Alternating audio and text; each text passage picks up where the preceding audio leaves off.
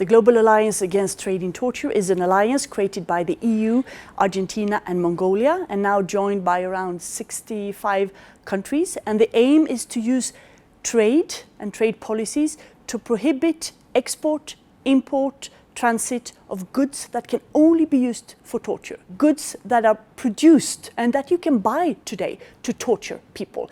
Batons, electric belts, thumb screws and other things that are only there to harm people and to kill their souls. So we are working together to make sure that we can, in our national legislation, ban and trace this and cooperate and exchange ideas and identify new products. And we're also moving towards the final goal to have a binding resolution in the United Nations. So first of all, we will ask in a couple of weeks the Secretary General to do a feasibility study and to set up experts group to see what can be done. And we hope that this is the first path to a global commitment to ban this, because in 2019 we shouldn't be torturing people, but alas, it is increasing.